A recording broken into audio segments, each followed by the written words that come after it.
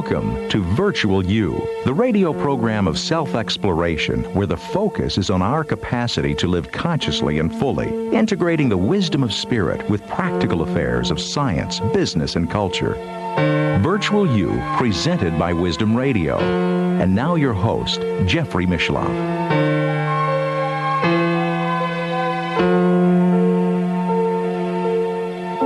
Hello, Wisdom Land. Today we are going to explore music and healing. My guest is Jacotte Chollet, who is a French musician and filmmaker. She has produced over 50 films on topics regarding international explorations into spirit and culture for French television, and she is also an extraordinary composer and has a 7-CD set called Listening to the Self. Her work is of a healing nature, and her life story is a fascinating way to illustrate new developments that are taking place now in the realm of consciousness and music. Welcome, Jacotte. Thank you. It's a pleasure to be with you. You started your professional career as a filmmaker, and as I recall, it wasn't really your intention to create music. No, not at first, because at first I was more interested in light and in people. And I was a photographer first, and then very quickly a filmmaker. It came like a synchronistic event in my life. I think that the most, if I look back, synchronicities have been all along my life a thread for me to follow. So I was not, it was not out of a concern, a mental concern. My life was never mentally computed. It was more following an invisible thread. And this thread was marked by synchronicities all the time. So I didn't know what I was where I was going, but I was following this thread. And although at this time, I was just a young person, after university, and I did not even know the name synchronicity, but I knew that there was a thread of life that was calling me and that I would listen to it. So already, I didn't know, but I was already listening. In fact, this was, and then life made me meet the right people at the right timing, and I started traveling, because this filming was about the world, about people of the world, about ways of thinking, ways of seeing the world. And then and very quickly I realized that there was not one way of seeing the world, but many, many ways. And only much later in my life do I understand that it's like we all are universes, very, very different. Although we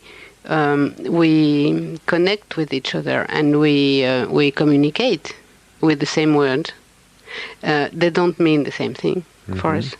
We don't hear the same world, and we don't see the same world.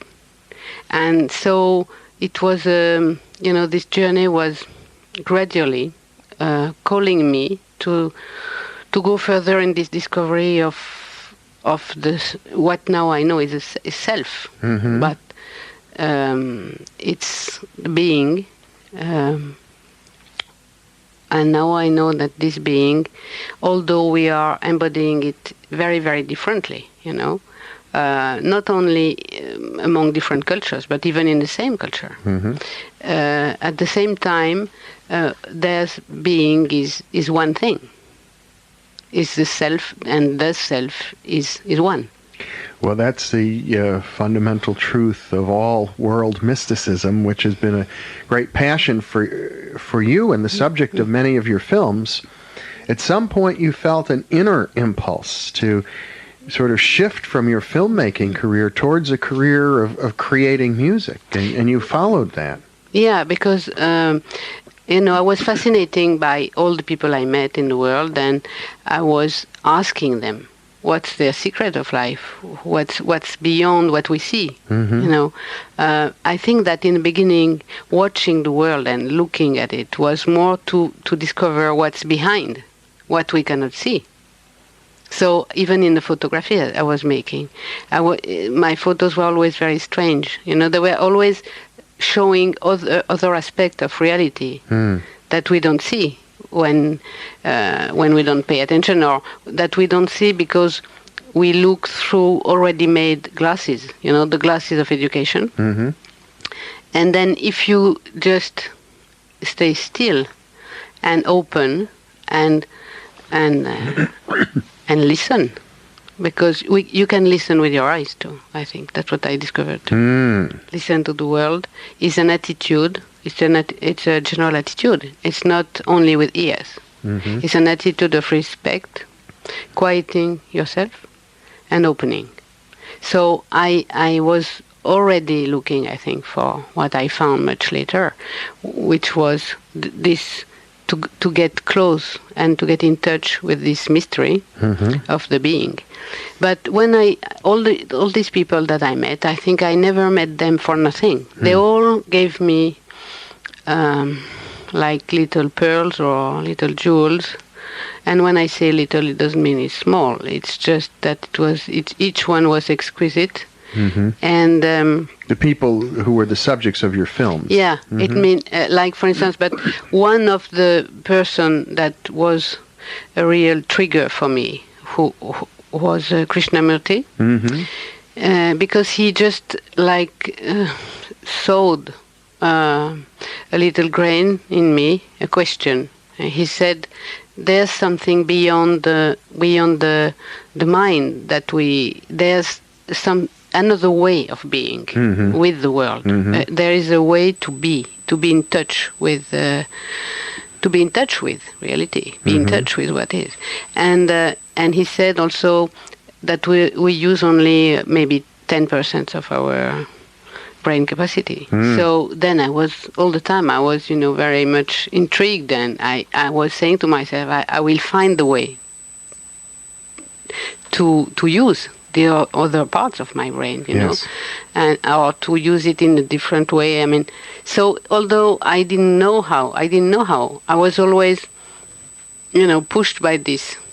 You were acting on some formless intuition. Yeah, it was, and it's the same way. I'm glad that you pronounce the word intuition, because all my life I've been intuitively living it, and it's like I did not even need the words, like intuition is a way of being. It's not a word. So I was looking intuitively all the time. I was searching intuitively. And so I'm very grateful to Krishnamurti for what he opened in me, this quest, that, and I knew I would find, I would meet my end, I had no doubt. Also, this is the other thing that led me in my life, was no doubt. When I search for something, I just go, and it's the movement of going towards that brings the answer. So also a lot of other people I can mention, or I can mention later, because they were like pebbles, or they were like stones across the river to help me go from one place to the other, and so maybe we can talk about that later. Stepping stones, so to speak. Yeah, stepping stones. Well, we are coming up on a break right now. Wisdom Radio has some messages for our listeners, and when we return from the break, we'll actually play some of your music, and we'll talk about it some more as well. So there's much to share about your incredible journey and the results of it.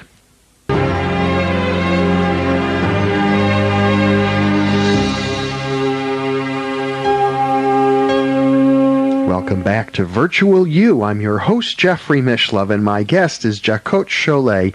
We're talking about music and healing. And as you began your musical venture, as I recall your story, Jacotte, you kind of sealed yourself up in an apartment and got an electronic synthesizer and just began working, and driven by this inner impulse. And eventually you connected with medical doctors and began exploring with them scientific studies on the effects of this kind of music on the human body.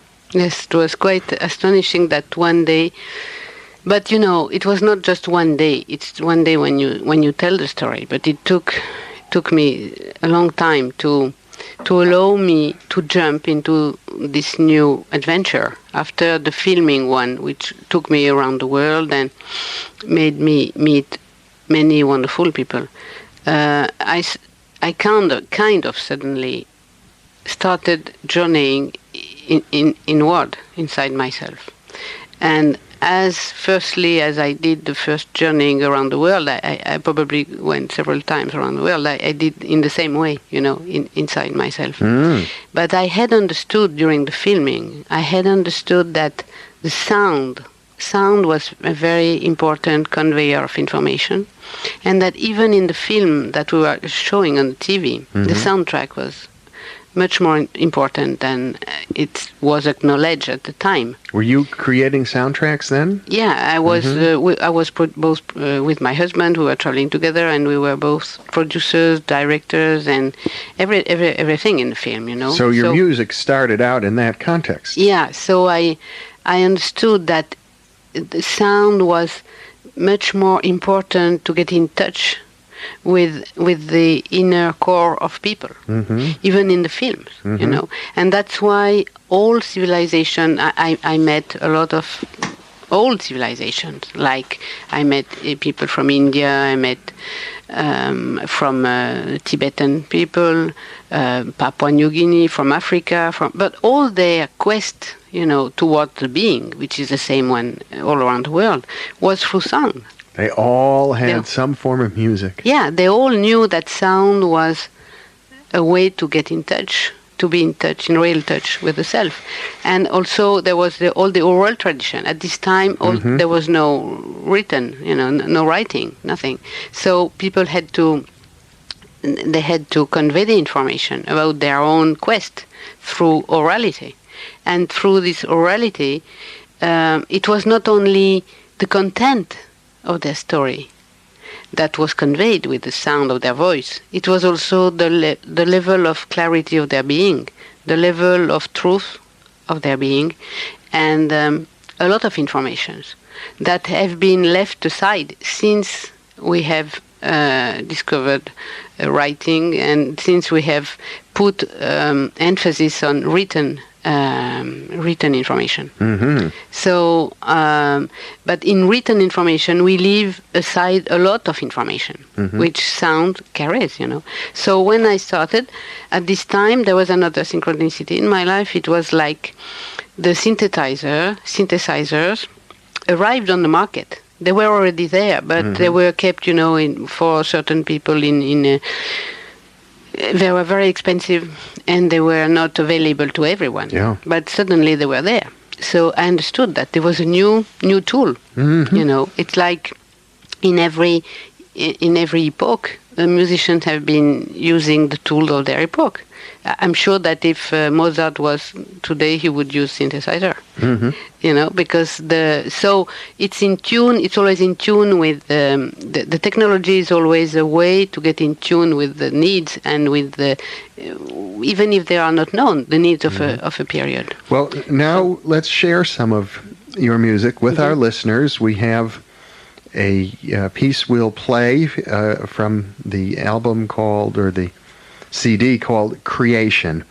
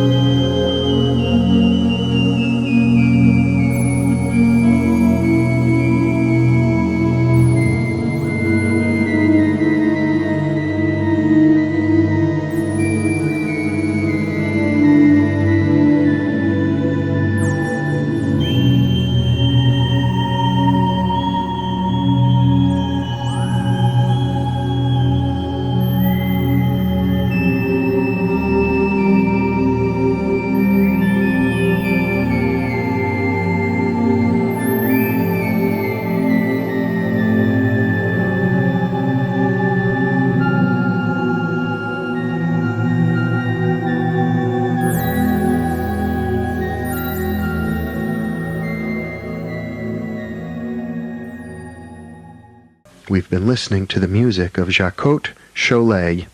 We'll be back after these messages from Wisdom Radio.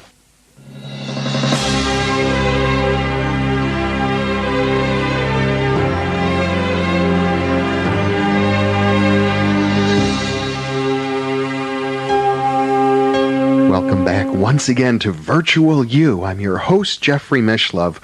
We're exploring music and healing with Jacotte Chollet. And what a wonderful piece that was we heard in the last segment. I can understand why you would just call it creation, because it seemed to me to be like being in paradise. Yes, that's the experience I had, really, the first time. When I finally bought a sound synthesizer, and I was in a.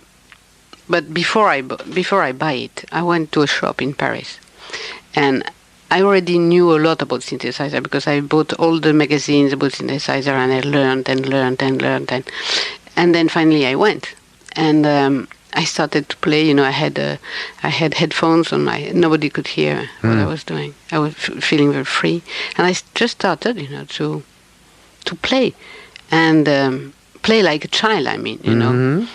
And suddenly I felt I was kind of lifted, lifted to paradise.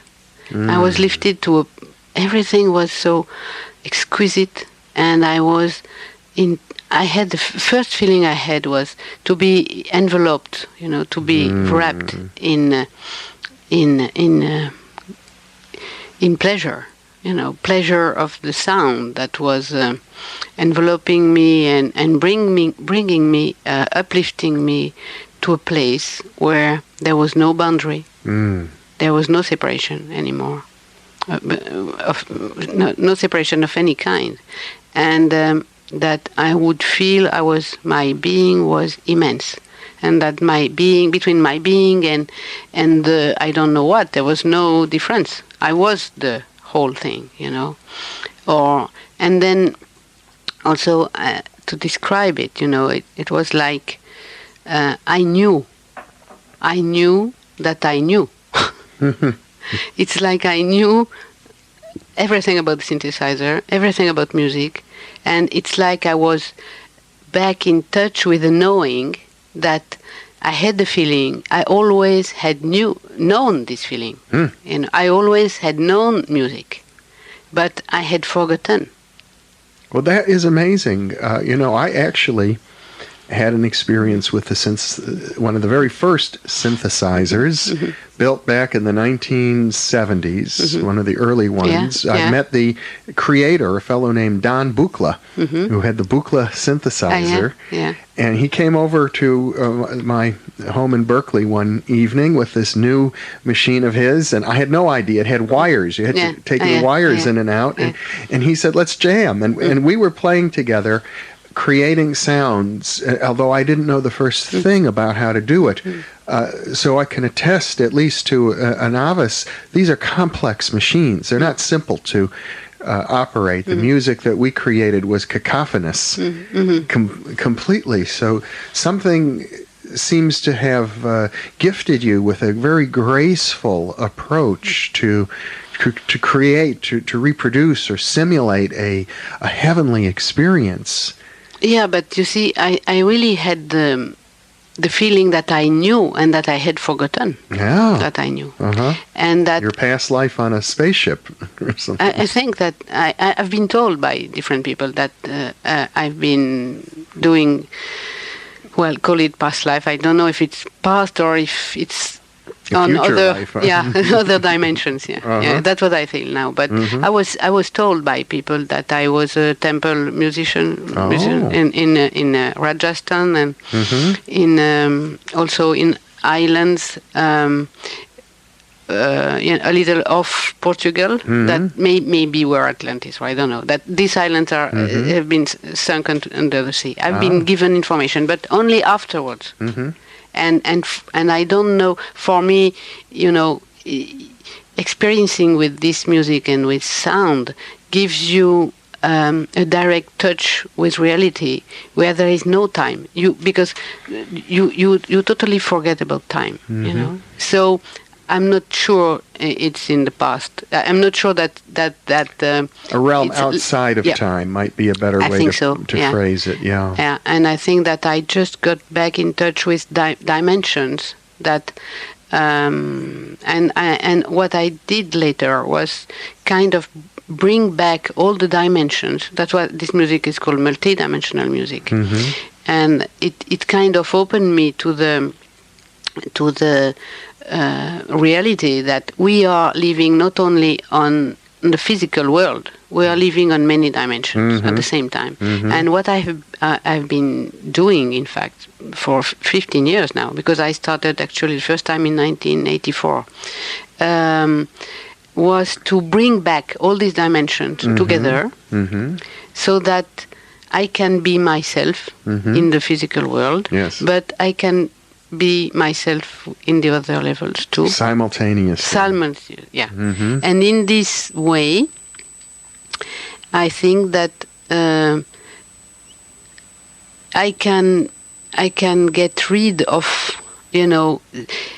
let's imagine that it's true, we live on different dimensions, but we can have events happening on other dimensions, like I don't know, accidents. We can have bad adventures, and then we can be sick in this physical reality because of what happened on the other dimensions.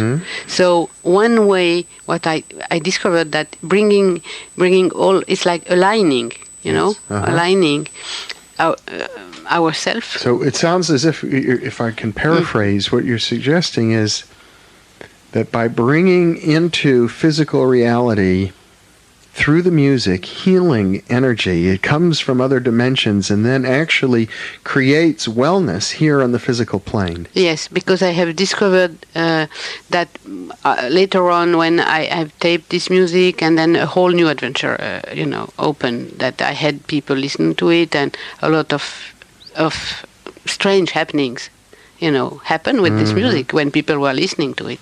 So then I made workshops with it, and it was quite an incredible adventure. But so during these workshops, I've seen that some people they were kind of living or put back in touch with accident they had, and in their energy body, energy body was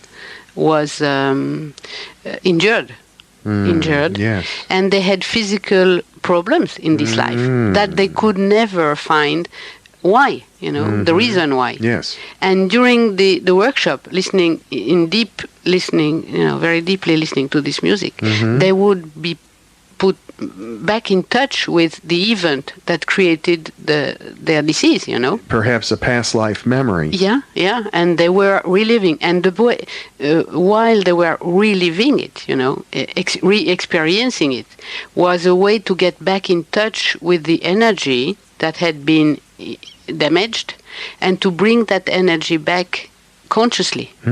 So then they have nothing more to be sick from, you see. So once again, if I may paraphrase, what you're saying is that in a healing context, working with the music gets people in touch with things that are beyond verbalization, but even maybe allows them, once they're in touch, to verbalize it and get it out of their system, and that has a healing effect. Yeah, and it's like bringing parts. It's like people, what I've learned, people are fragmented. And it's like bringing back the fragments of their energy into one piece. And so that's also why I call this kind of therapy is restoring our wholeness. Restoring our wholeness, yes. And we are whole, but we have some fragments that have been astray somewhere, not only since we were a child, but maybe on other dimensions. So this focusing through the sound can be a way of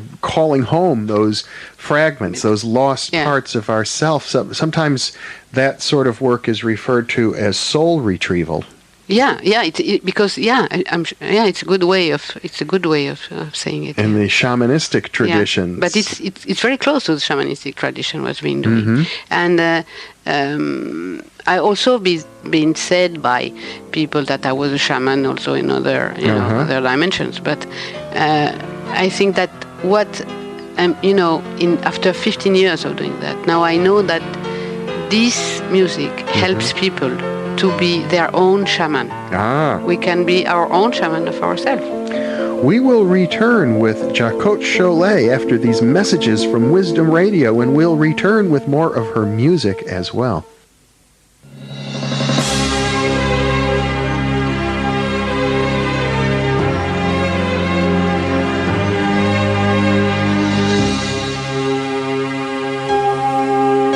Welcome back once again to Virtual You. We are exploring music and healing with Jacotte Chollet, a musician from France, a former filmmaker, a person who was guided, who followed her own inner music that led her to create music. And the experience that people have of listening to your music is now known. It actually has very distinct physiological effects. Mm-hmm. Yes, what was really extraordinary was that following very intuitively, this inner music that I think the world now, I think the world is made of music. We are made of music. Our cells are musicians, but they have to get back in tune, And so when I was starting doing this adventure, at the time I was starting, I did it, to get in touch with this beyond the known of my own self. And I ignored at that time that I would get in touch with the self of everyone. You didn't think of that, huh? Yeah, I never thought of that, Oh. But I was going there, Yeah. And then what was really extraordinary was after I did the first session with the music, and then, of course, I would have to tape everything because I don't know how to write music on a... Especially for the synthesizer, it's very complex. Tricky. Yeah. But even though I don't know how to write it, but I don't need, because I need to be the music, and I need to listen to it through the amplification of the synthesizer. It's kind of like this music is silent, in my body, in the universe, and then I kind of let it resonate through the synthesizer. I think it's the best way to make it. And then all the adventures that followed were incredible, because the first person who was exposed to this music. So I would play, and each time I would play, I would get in this incredible space of well-being, of being in touch, of being full, being whole, and being in paradise. And then,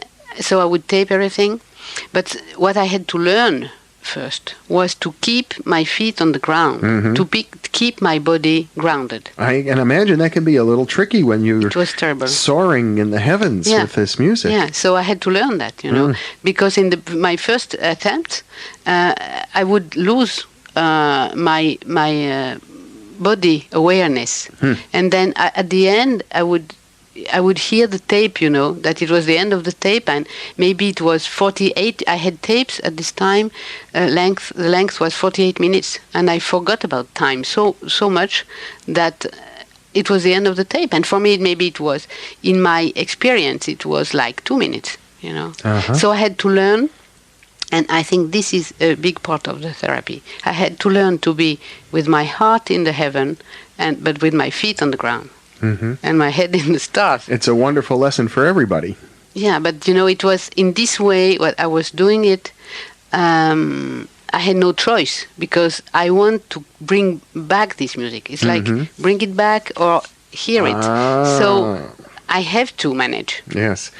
Well, that reminds me of the tarot card of the magician, the one who reaches into the infinite and then brings forth things into manifestation. So you were doing magic. Yeah, I like this card. I like very much, because it's a very childish.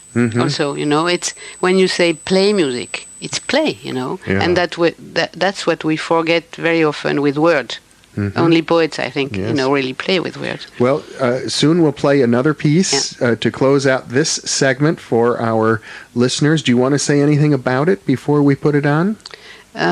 For this piece, I just want the people to listen without thinking about anything. just to close their eyes and listen inside themselves.